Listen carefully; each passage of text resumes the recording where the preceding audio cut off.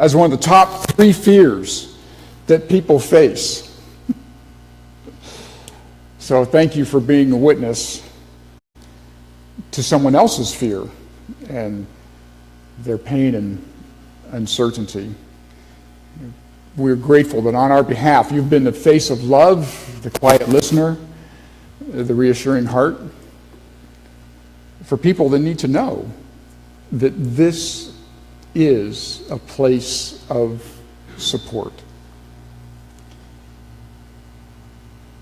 Selecting today's Bible passage in July, I had no idea that there was going to be a demonstration planned for Charlottesville a couple of weeks ago. You may be relieved to know that I'm not on any white nationalist email lists. I wasn't informed ahead of time when to show up where.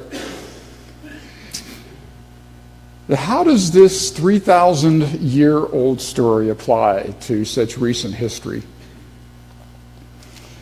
And from the very first verse we hear that Pharaoh didn't know Joseph, the man from Israel who could interpret dreams and saved Egypt from starvation. Well, by extension, that means that Pharaoh did not know God. And scholars explain that the very next verse demonstrates Pharaoh's power of exaggeration and his broadcast of paranoia about how the Hebrews are taking over the country. A situation that does not exist. Pharaoh is a nationalist who sets in motion a policy of hate, literally encouraging violence against the vulnerable and defenseless. And where is God? Well, God is in the actions of 2 women, Shiphrah and Puah. Interestingly, the Bible does not mention very many women by name. But very early in the Bible, here we have 2 names recorded forever. They refused to participate in Pharaoh's command of hate. They refused to allow their souls to be drowned by hate and aggression. When I look at the images from the protests in Charlottesville and elsewhere, it is difficult for me to see anything other than hate and aggression.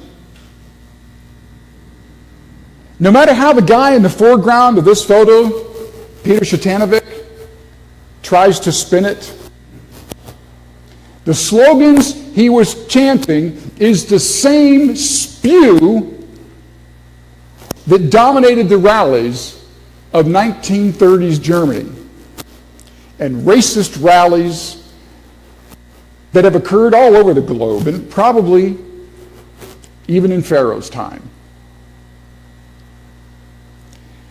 If you aren't outraged, you're not paying attention. Heather Heyer was quoting the author, Lisa Borden, from her self-help book, The Alphabet of Avoidance. Heather was outraged enough to swim against the currents of hate that is flowing through our country.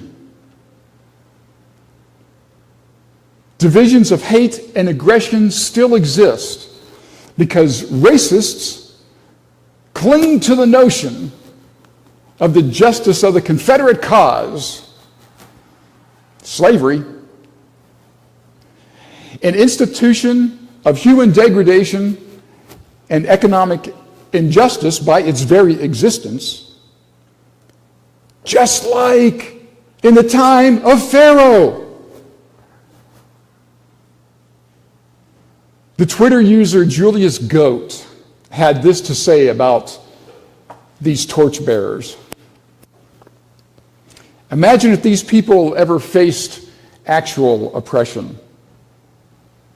The law never enslaved their great-grandparents, robbed their grandparents, imprisoned their parents, shot them when unarmed.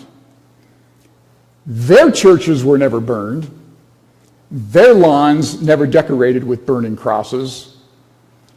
Their ancestors never hung from trees. We live in a time that challenges us as people who claim to believe in the word and deeds of Jesus Christ to live up to his words and deeds. And that's why we have spent so much time in discussion regarding becoming an open and affirming church. Open and Affirming began as a movement to encourage churches to open their doors to lesbian, gay, bisexual, and transgender people. Through many weeks of study, we have seen in the Bible how God includes everyone, especially the other, in a message of love and acceptance. So for our church, being open and affirming is much more than saying, okay, gay people can come here now. It is about us being a truly inclusive community of believers that does not discriminate regardless of race, gender identity, sexual orientation, age, marital status, ethnicity, religious background, a physical or mental ability, addiction, socioeconomic status, or any other societal label. All the things that these guys are against. If we believe in a God who created the vastness and diversity of the universe, why do we not allow that a similar diversity exists within humanity?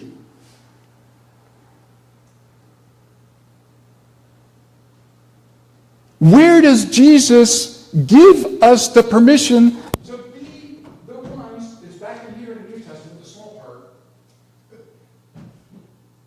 Where does Jesus give us permission to condemn those that are different from us? I've said it before, and it bears repeating. Everybody that is like you already goes to church here. So if you want this church to grow, the person that's going to be sitting next to you or in the pew across from you is going to have to be new and somehow different from you. Now, if you don't want this church to grow, then we're going to have to up the membership fee.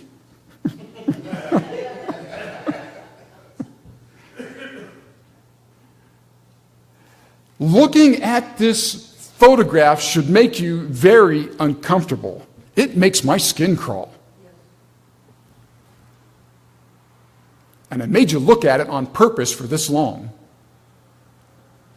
They paraded around a church chanting blood for soil during a prayer meeting. Whatever they call themselves, these are Nazis in America.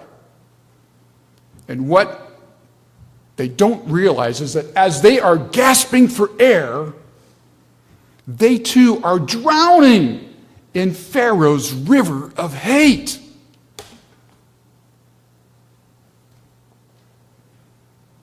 Another generation of white, mostly male, are being sacrificed because They don't know who Jesus is. Who's going to save them? Who's going to keep our kids from turning into them? Who's going to keep your neighbor kids from turning into them? Because these are your neighbors.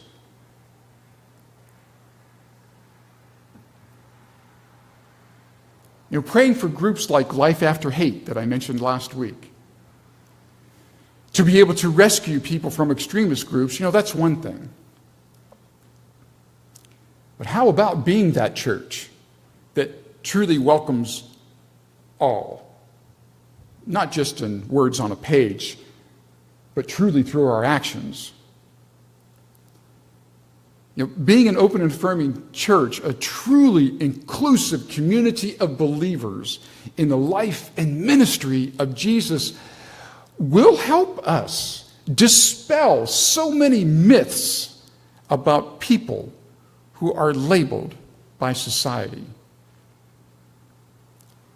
And if we can't count on men to do the right thing, we know that God has empowered women to do the right thing. Sifra and Puah refused to participate in Pharaoh's command of hate. If men won't be the voice of reason, then we need women to drown out these shrill screams of hate.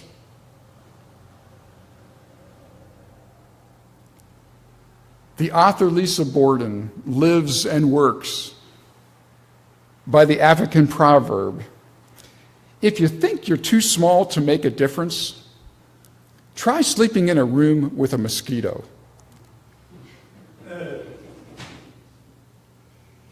Let your voice of love be heard loud and clear,